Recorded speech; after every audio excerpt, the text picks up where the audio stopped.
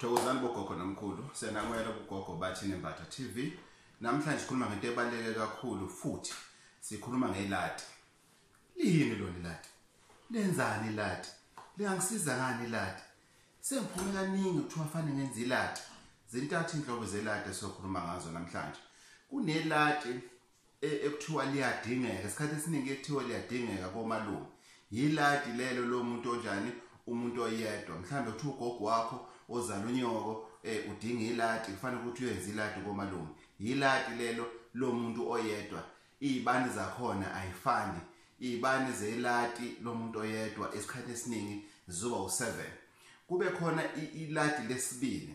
Iladi lapho kuthiwa khona kufanele ekhaya njengoba sizoyenza umsebenzi wokugeza umzekelo ingane eyashona la ekhaya kufanele ingane siyenzele iladi. Nalapho sakhuluma nomuntu oyedwa ukuthi lo muntu ufanele enzele iladi, kodwa likhona futhi iladi lezibane ezu7 nale selibala ku number 1 noma ku number 2 lapho kuthiwa khona la ekhaya sizokwenza umsebenzi, kodwa engathi lo msebenzi singaqala kuthiwe fanele siqale siwenzele iladi umsebenzi lona esizowenza bese ukwenza lokho.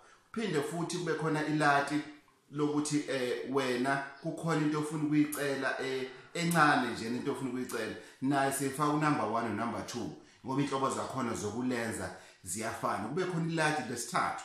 Iladi lesithathu ilapho ke othi khona ngifuna ukukhanyisela. Ile ladi esilibiza ukuthi iladi lokulungisa umsamo ophehlelwe amanzi amnyama. Ngifuna ukulungiselwa, ngifuna ukulungisa umsamo wasekhaya manje na ugogo bathi Nembatha into zami zasekhaya ayilungi. Ugogo bathi Nembatha mehlolela besathola ukuthi ayi ndoda into zakhe ayilungi njena abantu bakini basebumnyameni baphehlela amanzi amnyama. Ugogo bathi Nembatha ke lokho ukulungisa ngani ngesimo seladi eliphelele kuthiwa iladi elikhulu namakhandlela amo ngoba umbala nombala u-white, u-yellow, u-blue, u-green, u-purple, u-pink, u-red. Uthenga amaphakethe ngephakethe bese uthenga iphathi likametshisi. Kufanele kube khona umlotha lapho, kufanele kube khona isimo seziphuzo, kufanele kube khona isimo samajuba azoba khona esimeni seladi ngoba lapho suka sikhuna ngegaba ezine zethonga lakho kusuka umkhulu wakho ukuhlehla, umkhulu wakho, ugogo wakho, ukhokho wakho, ukhokhokazi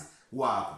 Omunye umbuzo abalaleli babe nawo ukuthi weshando awungitshele wesalukazi sendoda lana ngenze njani na inkinga isingivelela lana kahle ubani nolungelo lokwenza iladi naye bengisenyangeni inyanga ngitshela ukuthi naye iyakwazi ukwenza iladi. Ngenze iqinisilo nyanga ngenze qamba mama, kodwa umuntu ongakwazi ukwenza iladi umuntu okwaziyo ukuxhumana nesimo sani nesimo sabantu abadala, umuntu okwaziyo ukconnecta namathonga, whether amathonga akubo noma amathonga akulo muzi loyo asuka asebenza kuwona. Nayi ke ibonus ka number 4 yeladi. Kukhona iladi ke ingane zakwethu okuthiwa yiladi lempepho. Yiladi lelo lana umnomzana usuke sedidekile athi hayi khona angisathembi kanti ukuthi kwenzakalani ekhaya. Kanti yini lenzakala ekhaya? Kwenzakalani? Izinto zangahlangana nje la ekhaya, izinto zangabambeka la ekhaya, noma kuthiwa nabantu abadala noma kuthiwa ingane nabantu abadala, kodwa manje sifuna ukutshela ithonga ukuthi lokho siyakwamukela senze njani. Wenza iladi lempepho. Amakhandlela awu7 amhlophe, 7 plain white, awu7 yimpepho ejwayelekile. Kunempepho lekunathiwa kusho impepho amawele, impepho njanja. Thenga nje impepho noma babe impepho emhlophe noma izilokhu impepho njena nempepho.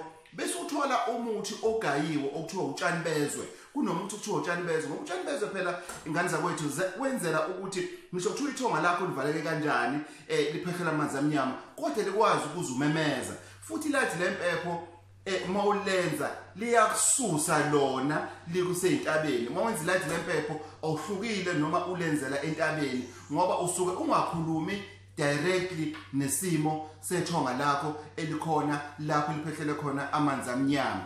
Okunye futhi okubalekile ngamaladi ingane zakwethu, iladi linomnikazi.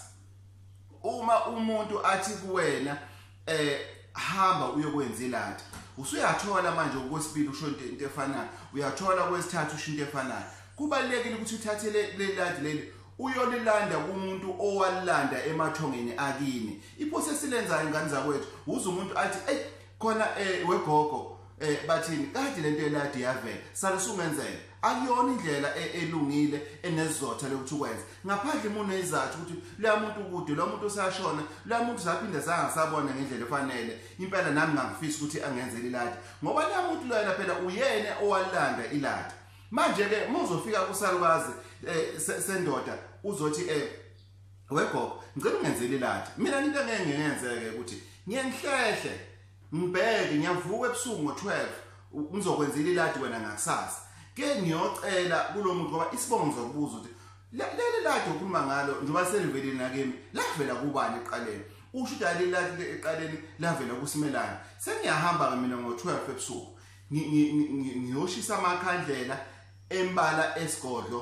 leziko lakithi ngiyoshisa amakhandlela ke manje ngiyocela kubani ethongeni lakaSimelane thonga lakaSimelane ngizocela ningiboleke iladi ngibe yimina engilihambisayo ngiyayithoba kunina ukuthi ningipha amandla ukuthi ngithathele iladi ngilihambise ngiyazi lalandwa yinina kodwa ugogo nangisezelana angazi isiphi isizathu esenza ukuthi athi mina ucala mina ngimenzele iladi ngicela ukuthi ningisize nikwenze lokho definitely kuyithi kuyenzeka ukuthi umuntu ebuye kenzeka ukuthi umuntu engebuye umuntu bayangabuyi nento ethize ngiyazi ukuthi kusho ukuthi sekwamukele lokho isicelo sami kodwa umuntu mebuya kumina athi cha Shandu angivumi lo muntu unje ngiyamthokozisa ngibonge ngingekho la emsamo ngikwela amathonga ngilele kodwa kusele ngizovuka ke bese ngimfonela umuntu ngithi ayi wemkhulu noma gogo besivumelene ngesimo seladi ngicela izinto ningasayithengi njengoba ngisho kade nizoyithenga kusele mase ngimfonela ningasayithengi iladi leni alifuni ukusuka kuphi esimeni sakaSimelane ngoba kukhona izikweleti nina enayishiya esimeni sakaSimelane ingakho ke kwesinye isikhathi thothi iladi lihambe kube khona ukuphikisana phakathi komuntu olenzayo nomuntu okufanele ukuthi ngabe uyalenza sesivala ke ngane zakwethu lana iladi athi umuntu liyongisiza ngani iladi gogo bathini Mbatha yini eyongisiza ngokuthi ngekhaya ukhayisa amakhandlela no uyenzelwa iladi udinga umuntu okwazi ukuxhumana abantu abadala uyena lo muntu lozofika asho ukuthi hayibo njengoba ingane benithe izelana izokwenzela ugogo iladi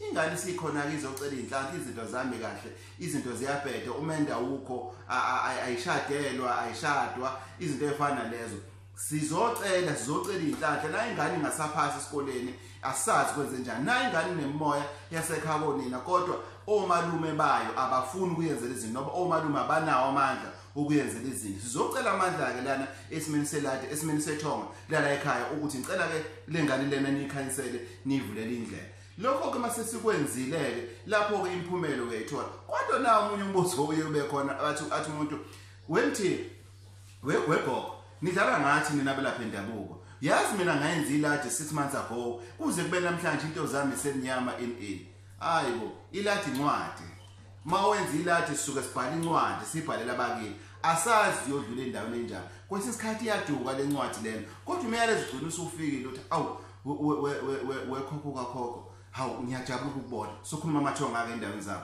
ngiyajabula ukubona uyazi kuye kwafika undodakazi yakho ihamba nomfo ugogo lo uShandu omelaphi bazocela into ethize banginika incwadi kodwa ngahamba ngishayeka ngoba uyakhumbula ukuthi leyangalena uyise wasenzani izinto ezifana lezo uyise mafana zohlawula wadlala ngathi kuba khona ingqinamba ezikhona okufanele nawe uthi self introspection uyinuka amakhwapha nomuntu ukuhlehla kancane uye ekhaya uyobuza ukuthi azange yini bekhona ingxabano ngoba kusisikhathi wena uyetshela ukuthi kufuneka iladi kanti ugogo ugejile ugogo bathini before iladi kudingeka kwenziwe inhlambuluko lesike sakhuluma ngayo without inhlambuluko anikwazi ucela ngoba inhlambuluko aniceli inhlambulukweni nigezana amanxeba nizothelelana amanzi so kubalekile kakhulu ingane zakwethu ukuthi si-understand isimo seladi futhi ukuhloniphe ngendlela umuntu enza ngayo isimo seladi ungayi umuntu uthi hayi uShandu wathi iladi liphelele kuthiwa amaphakethe awu7 kuthiwa zinkukhu kuthiwa umlotha kuthiwa yini iziko lakwaShandu lenza kanjalo. Hlonipha iziko likaSimelane, hlonipha iziko lakwaKhumalo, hlonipha iziko likaKhehlelezi, hlonipha iziko likaMyati, hlonipha iziko likaZulu. Wonke umuntu oya kuye muhloniphe, hlonipha indlela enza ngayo futhi ukholelwe kulokho enza ngakho. Ungacabangi uShandu uma uya kumelaphi wendabuko. Yana kumelaphi wendabuko ngoba uyofuna usizo, ngoba ama video esiwenzayo aprovoker ukuthi njena ashaye nge-injection ngenaliti enqene ukuthi sukuma ulungisa impilo yakho, sukuma ubheka impilo yakho ukuthi isimo sime kanjani. Ngiyacela ngane zakwethu okugcina ungayi kumelaphi wendabuko ukuthi ngizohlola ukuthi kufanele yini ngilenze lati. No, okwenzi lokho. Hamba uyokumelaphi wendabuko ufike ukuthi cha sawubona bengizohlola bengizobheka isimo sami sabantu abadala. Ngane zakwethu isikhathi siyamosha, ngane zakwethu ngiyabonga kakhulu. Ngicela ningakhohlwa ucindezela lapha upress button. Ngiyacela share ama comments kuma video ku YouTube Gogo Bathini Mbatha TV ku YouTube. Ama comments ngicela noma umuntu afuna ukuthi kube khona ivideo esimenzela yona akashiya comment. Inamba 083 533 9183 083 533 9183. Ngane zakwethu inkosi ithele umusa. Amen.